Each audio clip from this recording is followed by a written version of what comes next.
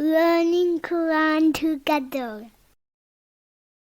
बिस्मिल्लाह अल्हम्दुलिल्लाह वस्सलातु वस्सलामु अला रसूलिल्लाह। सूरह अल-आराफ आयत 171। व इज़ नतकना, और जब उठाया हमने अल-जबला, पहाड़ को, फ़ौक़हुम, उनके ऊपर। अल्लाह ताला ने अपने नबी सल्लल्लाहु अलैहि वसल्लम को हुक्म दिया कि याद करो जब हमने पहाड़ को उनके ऊपर उठाया, जब उन्होंने अल्लाह ताला की किताब को कबूल करने से इनकार कर दिया था, तो उस वक़्त पहाड़ को उनके सरों पर मुअल्लक़ कर दिया था। कअन्नहु ज़ुल्लतुन, गोया वो साइबान है, वज़न्नु, और उन्होंने यकीन कर लिया, अन्नहु वाक़िउम बिहिम, कि वो वाकई उन पर गिरने वाला है। अल्लाह ताला ने बनी इसराइल से अहद लेने के लिए पहाड़ को उनके सरों पर मुअल्लक़ कर दिया था, यूं कि वो समझे पहाड़ उन पर गिरने को है। हज़रत मूसा अलैहिस्सलाम जब अल्लाह ताला के अहकामात लेकर बनी इसराइल के पास गए तो सामरी के बछड़ा बनाने और कौम की बुत परस्ती पर उन्होंने शदीद गुस्से का इजहार किया। फिर जब उनका गुस्सा दूर हुआ तो वो इसराइलियों को लेकर मुकद्दस ज़मीन की तरफ रवाना हुए। हज़रत मूसा अलैहिस्सलाम ने उन पर अल्लाह ताला के अहकामात पेश किए तो उन्होंने मानने से इनकार कर दिया। अल्लाह ताला के हुक्म से जिब्राईल अलैहिस्सलाम पहाड़ को उठा लाए और उनके सरों पर लाकर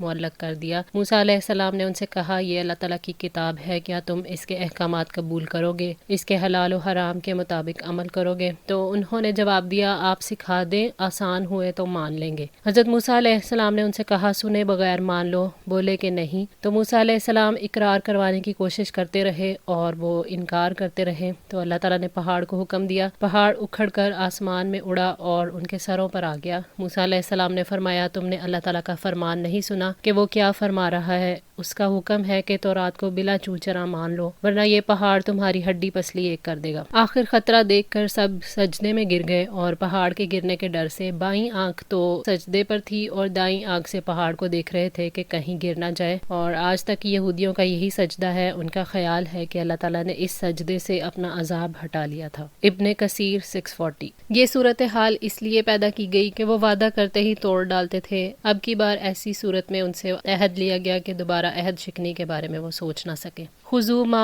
आतैनाकुम बिकुव्वतिन, जो कुछ हमने दिया है उसे कुव्वत से पकड़ो, वज़कुरू मा फीही, और जो भी इसमें है उसे याद रखो। यानी जो कुछ तौरात के अहकामात आए हैं उनको पूरी कोशिश के साथ और कुव्वत के साथ ले लो और जो भी उसमें है उसे याद रखो। यानी दर्स व तदरीस, मुबाहिसे और अमल के ज़रिए से उसके मज़ामीन को याद रखो। लअल्लकुम तत्तकून, ताकि तुम बच जाओ। यानी जब ये तुम सब कुछ करोगे तो उम्मीद है कि बच जाओगे। व इज़ अख़ज़ रब्बुका, और जब लिया आपके रब ने, मिन बनी आदमा, बनी आदम से, मिन ज़ुहूरिहिम, उनकी पुश्तों से, ज़ुर्रियतहुम, उनकी औलाद को, व अशहदहुम, और गवाह बनाया उनको, अला अनफुसिहिम, उनके अपने नफ्सों पर, अलस्ता बिरब्बिकुम, क्या मैं तुम्हारा रब नहीं हूँ? अल्लाह ताला ने नबी सल्लल्लाहु अलैहि वसल्लम से फरमाया कि याद करो जब तुम्हारे रब ने इंसानों की पुश्तों से उनकी औलाद को निकाला, फिर उनसे तौहीद का इकरार करवाया। अल्लाह ताला ने सब से इस बात का इकरार करा लिया था कि अल्लाह ताला ही उनका सच्चा रब और माबूद है और उसके सिवा कोई इबादत के लायक नहीं। अल्लाह ताला ने इंसान को इसी फितरी तौहीद पर पैदा किया है। अल्लाह ताला ने फरमाया सूरह रूम आयत 30 में, फ़अक़िम वजहका लिद्दीन हनीफ़ा फ़ितरतल्लाहिल्लती फ़तरन्नास अलैहा ला तब्दीला लिख़ल्क़िल्लाह ज़ालिकद्दीनुल क़य्यिम वलकिन्ना अक्सरन्नासि ला यअलमून। चुनांचे आप यकसू होकर अपना रुख दीन पर कायम रखें। अल्लाह ताला की फितरत है जिस पर उसने लोगों को पैदा किया। अल्लाह ताला की तख्लीक में कोई तब्दीली नहीं, यही सीधा दीन है, लेकिन अक्सर लोग नहीं जानते। ये अल्लाह ताला के गैबों में से एक गैब है। हज़रत इब्ने अब्बास रज़ी अल्लाह ताला अन्हु से रिवायत है कि नबी सल्लल्लाहु अलैहि वसल्लम ने फरमाया, तुम्हारे रब ने आदम अलैहिस्सलाम की पुश्त को छुआ, उससे वो तमाम जरसूमें बरामद हुए जिन्हें अल्लाह ताला क़यामत तक पैदा करने वाला था। अब अल्लाह ताला ने उनसे पुख्ता अहद लिया और उन्हें उनके खिलाफ गवाह ठहराया और पूछा कि क्या मैं तुम्हारा रब नहीं हूँ? तो उन सब ने जवाब दिया, हाँ। कौलू बला, उन्होंने कहा क्यों नहीं, शाहिदना, हमने गवाही दी, अन तकूलू यौमल क़ियामती, ताकि तुम कहो क़यामत के दिन, इन्ना कुन्ना अन हाज़ा गाफिलीन, कि हम तो यकीनन इससे गाफिल थे। अल्लाह ताला ने अपने बंदों को दीन पर पैदा किया है, मगर गलत अकीदों की वजह से अक्ल में बिगाड़ आ गया, जिसकी वजह से इंसान असल फितरत से हटकर चलने लगता है। हज़रत अबू हुरैरा रज़ी अल्लाह ताला अन्हु से रिवायत है कि नबी सल्लल्लाहु अलैहि वसल्लम ने फरमाया, हर पैदा होने वाला बच्चा फितरत पर पैदा होता है, बस उसके वालिदैन उसे यहूदी, निसरानी या मजूसी बना देते हैं, जैसे कि जानवर के पूरे अज़ा वाला जानवर पैदा होता है। کیا تمہیں ان میں کوئی کٹے ہوئے عضو والا جانور معلوم ہوتا ہے؟ پھر حضرت ابو ہریرہ رضی اللہ تعالیٰ عنہ نے کہا اگر تم چاہو تو یہ آیت فطرت اللہ التی فطر الناس پڑھ لو، یعنی اے لوگو اللہ تعالیٰ کی بنائی ہوئی فطرت کو لازم کر لو جس پر اس نے لوگوں کو پیدا کیا ہے، اللہ تعالیٰ کی مخلوق میں کوئی تبدیلی نہیں ہو سکتی۔ صحیح مسلم 6755۔ یعنی ہم نے تم سے اقرار کروایا تو تم نے اللہ تعالیٰ کے رب ہونے کا اقرار کیا کہ اللہ تعالیٰ ہی تمہارا رب ہے، اور ہم نے یہ اقرار اس لیے کروایا کہ کہیں قیامت کے دن تم انکار کر کے یہ نہ کہو کہ ہم پر تو اللہ تعالیٰ کی حجت قائم نہیں ہوئی اور اس بارے میں ہمارے پاس کوئی علم نہیں تھا، بلکہ ہم تو اس سے بالکل غافل تھے۔ تو آج تمہاری حجت باقی نہیں رہی اور اللہ تعالیٰ کی حجت تم پر قائم ہوگی۔ اللہ تعالیٰ نے انسان کو فطرت پر پیدا کیا، پھر رسول بھیجے، کتابیں بھیجی۔ اب کسی انسان کے لیے یہ بات مفید نہیں ہو سکتی کہ میں تو غفلت کا شکار ہو گیا تھا کیونکہ حجت تمام ہو چکی۔ او تقولو، یا تم کہو انما اشرک آباؤنا من قبل،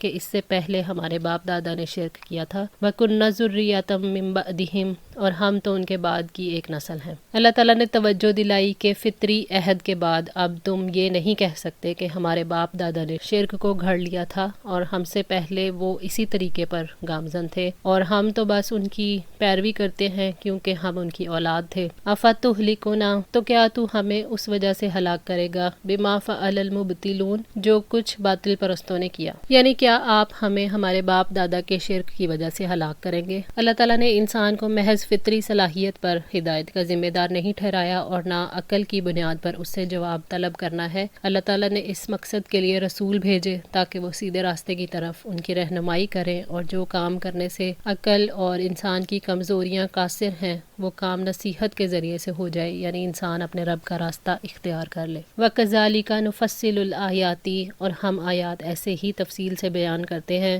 وَلَعَلَّهُمْ يَرْجِعُونَ، تاکہ وہ رجوع کریں۔ اللہ تعالیٰ نے فرمایا اور اسی طرح اے محمد ہم نے آپ صلی اللہ علیہ وآلہ وسلم کی قوم کے لیے آیات کو تفصیل سے بیان کیا، اور ہم نے آپ کی قوم سے پہلے کی قوموں کے حالات واضح کیے ہیں کہ کیسے غیر اللہ کی عبادت کرنے، شرک اور کفر کی وجہ سے انہیں عبرتناک عذاب دیا گیا۔ اسی طرح ہم اپنی آیات آپ کی قوم کے لیے اور دوسروں کے لیے واضح کرتے ہیں۔ وَلَعَلَّهُمْ يَرْجِعُونَ، شاید کہ وہ اس چیز کی طرف رجوع کرے جس کا اللہ تعالیٰ نے ان سے مطالبہ کیا ہے، یعنی توحید، ایمان کا اقرار اور یہ کہ اس کے سوا کسی اور کی عبادت نہ کرنا۔ شاید کہ وہ اس عہد کی طرف لوٹ آئیں جو اللہ تعالیٰ سے انہوں نے کیا ہے اور برائیوں سے باز آ جائیں اور شرک اور کفر سے توبہ کر لیں۔ وَاتْلُو عَلَيْهِمْ، اور پڑھیے ان پر، نَبَأَ الَّذِي، اس شخص کی خبر، آتَيْنَاهُ آیاتنا، جسے ہم نے اپنی آیات عطا کی، فَانْسَلَخَ مِنْهَا، تو وہ ان سے نکل گیا، فَأَتْبَعَهُ الشَّيْطَانُ، اور پیچھے لگ گیا اس کے شیطان، فَكَانَ مِنَ الْغَاوِينَ، تو وہ گمراہوں میں سے ہو گیا۔ اللہ تعالیٰ نے نبی صلی اللہ علیہ وآلہ وسلم کو حکم دیا ہے کہ اے محمد صلی اللہ علیہ وآلہ وسلم اپنی قوم کو اس شخص کے بارے میں خبر پڑھ کر سنا دو جسے ہم نے اپنی آیات کا علم دیا تھا، یعنی کتاب اللہ کا علم دیا اور وہ اس میں ماہر بھی ہو گیا۔ اس آیت کے شان نزول کے سلسلے میں یہ مشہور ہے کہ اسرائیلیوں کا ایک بزرگ تھا مگر اسے نبی کہنا غلط ہے۔ وہ شخص علماء بنی اسرائیل میں سے تھا جو مستجاب الدعوات تھا۔ نازک موقعوں پر اسرائیلی اس کو آگے کر دیا کرتے تھے۔ اللہ تعالیٰ کے نبی موسیٰ علیہ السلام نے اسے شاہ مدین کی طرف اللہ تعالیٰ کی دعوت دینے کے لیے بھیجا تو بادشاہ نے اسے جاگیر عطا کر کے اپنا ہمنوا بنا لیا اور اس نے پیغمبر کا دین چھوڑ کر بادشاہ کا دین اختیار کر لیا۔ تفسیر منیر۔ نبی صلی اللہ علیہ وآلہ وسلم نے فرمایا مجھے تم ہر اس شخص سے اندیشہ ہے جو قرآن مجید کی تلاوت کرے گا اور جب اس کے چہرے سے قرآن کی شادابی جھلکنے لگے گی اور اسلام کی چادر اوڑھ لے گا اور دن بدن دینی عروج پر ہوگا تو یکا یک اس سے ہٹ جائے گا، قرآن پاک کو پس پشت ڈال دے گا اور اپنے ہمسایوں پر تلوار کھینچ کر دوڑے گا اور ان پر شرک کا الزام لگائے گا۔ میں نے پوچھا ہے اللہ کے رسول صلی اللہ علیہ وآلہ وسلم شرک سے قریب تر کون ہوگا، الزام لگانے والا یا الزام لگایا جانے والا؟ فرمایا الزام لگانے والا۔ فَأَتْبَعَهُ الشَّيْطَانُ، جب اس نے اللہ تعالیٰ کی آیات چھوڑ دی اور وہ ان سے نکل گیا تو شیطان پھر اس کے پیچھے لگ گیا، کیونکہ اس کے پاس اب کوئی نور بصیرت اور ہدایت نہیں رہی تھی، اس لیے وہ اس کے اور شیطان کے وسوسوں کے قبول کرنے کے درمیان حائل نہ ہوئی۔ وہ شخص جو صاحب علم تھا، ہدایت یافتہ تھا، اس لیے کہ وہ اللہ تعالیٰ کے دیے ہوئے علم پر عمل کرتا تھا۔ پھر جب شیطان نے اسے گناہوں پر آمادہ کر لیا تو وہ ان میں گھر گیا اور اللہ تعالیٰ نے اسے اس کے حال حال پر چھوڑ دیا، اس طرح وہ اللہ تعالیٰ کی پناہ سے نکل کر اپنے نفس کی پناہ میں آ گیا اور گمراہ ہو گیا۔ وَلَوْ شِئْنَا، اور اگر ہم چاہتے، لَرَفَعْنَاهُ بِهَا، البتہ بلند کرتے ہم اسے ان کے ساتھ، وَلَكِنَّهُ أَخْلَدَ، اور لیکن وہ جھک گیا، إِلَى الْأَرْضِ، زمین کی طرف، وَاتَّبَعَ هَوَاهُ، اور اس نے پیروی کی اپنی خواہشات کی۔ یعنی اگر ہم چاہتے تو اسے آیات کے نفع مند علم پر عمل کی توفیق عطا فرماتے، اس طرح وہ دنیا اور آخرت میں معزز مقام پاتا اور اپنے دشمن سے بھی محفوظ ہو جاتا۔ اگر ہم چاہتے تو اس کا مقام بلند کرتے اور علماء کے درجے تک اس کو پہنچا دیتے، مگر اس نے ایسے کام کیے جو تقاضا کرتے تھے کہ اللہ تعالیٰ اسے اعمال صالح کی توفیق نہ دے۔ اس نے اپنی خواہشات کے پیچھے اپنے رب کی اطاعت کو چھوڑا، اس نے دنیا اور عارضی مفادات کی خاطر اللہ تعالیٰ کا انکار کیا اور اس کی کتاب کو پیچھے چھوڑ دیا۔ مطلب یہ کہ اللہ تعالیٰ آیات کا علم دے کر اپنے قرب کا موقع فراہم کرتے ہیں تاکہ بلندی عطا فرمائے، لیکن انسان جب زمین سے چمٹ جاتا ہے اور اپنی خواہشات کی محبت میں پڑ جاتا ہے تو اس طرح وہ اللہ تعالیٰ کے مقابلے میں اپنی خواہشات کو ترجیح دیتا ہے اور دنیا کی محبت میں بلندیوں سے پھر وہ زمین پر گرتا ہے۔ فَمَثَلُهُ، تو اس کی مثال، کَمَثَلِ الْكَلْبِ، مثال کتے جیسی ہے، اِن تَحْمِلْ عَلَيْهِ، اگر تو حملہ کرے اس پر، يَلْهَثْ، وہ زبان لٹکاتا ہے، أَوْ تَتْرُكْهُ، یا تو چھوڑ دے اسے، يَلْهَثْ، وہ زبان لٹکاتا ہے۔ انسان اور جانور کی فطرت میں فرق ہے۔ جانور اپنی فطرت کی خلاف ورزی پر قدرت نہیں رکھتا، وہ مجبور ہیں اور عملی طور پر بھی وہی کچھ کرتے ہیں جو ان کے اندر ان کی فطرت انہیں سبق دیتی ہے، لیکن انسان اپنی فطرت کا شعور رکھتا ہے لیکن اس کے مطابق عمل کرنے کے معاملے میں آزاد ہے۔ جب بھی کوئی چیز اس کے سامنے آتی ہے تو اس کا ضمیر اسے بتاتا ہے کہ صحیح کیا ہے اور غلط کیا ہے۔ یہی وہ مقام ہے جہاں انسان کا امتحان ہو رہا ہے اور اسی کی بنا پر جنت اور جہنم کا فیصلہ ہونا ہے۔ جس وقت انسان اپنی فطرت اور علم کے مطابق فیصلہ نہیں کرتا تو وہ اپنے آپ کو جانور کی سطح پر لے آتا ہے اور اپنی خواہشات کے ہاتھوں مجبور ہو جاتا ہے۔ کتے کی مثال اس لیے دی ہے کہ وہ اچھے سلوک پر بھی ہانپتا ہے اور برے سلوک پر بھی۔ یہی حال انسان کا ہے، جس کو اللہ تعالیٰ دیتا ہے تب بھی وہ سرکش رہتا ہے اور اللہ تعالیٰ واپس لے لیتا ہے تب بھی وہ اس کی طرف رجوع نہیں کرتا۔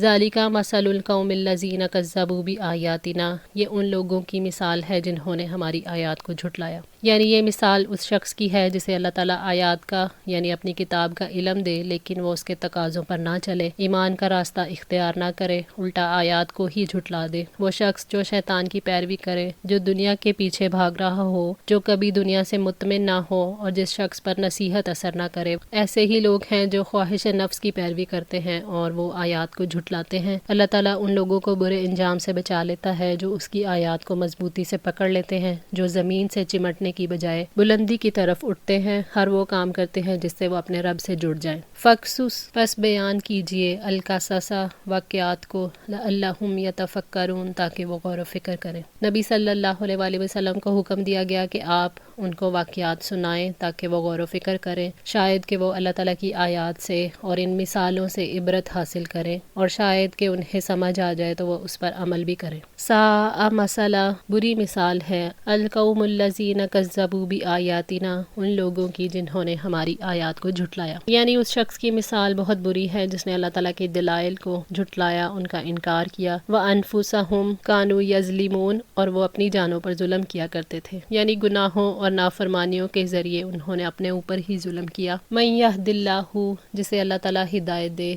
فَهُوَ الْمُهْتَدِي، سو وہی ہدایت پانے والا ہے۔ اللہ تعالیٰ اسی کو ہدایت دیتا ہے جو اس کے لیے کوشش کرتا ہے۔ اللہ تعالیٰ جسے ہدایت دے دیتا ہے اسے علم کی محبت بھی عطا کرتا ہے اور اعمال کی توفیق بھی دیتا ہے اور اسے ناپسندیدہ کاموں سے بچا لیتا ہے اور اسے وہ علم عطا فرماتا ہے جسے وہ نہیں جانتا تھا۔ حضرت جابر بن عبداللہ رضی اللہ تعالیٰ عنہ سے روایت ہے کہ نبی صلی اللہ علیہ وآلہ وسلم اپنے خطبے کے آغاز میں اللہ تعالیٰ کی حمد و ثنا بیان کرتے، پھر یوں فرماتے، من یہد اللہ فلا مضل لہ ومن یضلل فلا ہادی لہ، جس کو اللہ تعالیٰ ہدایت دے اسے کوئی گمراہ نہیں کر سکتا اور جسے وہ گمراہ کر دے اس کے لیے پھر کوئی ہادی نہیں۔ صحیح مسلم۔ ومن یضلل، اور جسے وہ گمراہ کر دے، فاولئک ھم الخاسرون، تو وہی لوگ خسارہ پانے والے ہیں۔ جو شخص ہدایت کے راستے کو چھوڑ کر گمراہی گمراہی کو پسند کر لیتا ہے، اللہ تعالیٰ اسے گمراہ کر دیتا ہے۔ اللہ تعالیٰ جب کسی کو گمراہ کرنا چاہتے ہیں تو اسے علم سے دور کر دیتے ہیں اور نیک اعمال سے بھگا دیتے ہیں، اس طرح بھلائی کی توفیق سے محروم کر کے اسے گمراہ کرتے ہیں۔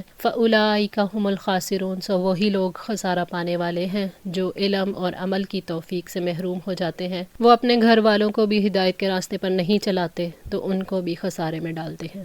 اللہ تعالیٰ ہم سب کو نفع مند علم اور عمل کی توفیق عطا فرمائے، ہماری غلطیوں کوتاہیوں کو معاف فرما کر ہماری اصلاح فرمائے۔ جزاکم اللہ خیر، والسلام علیکم ورحمۃ اللہ وبرکاتہ۔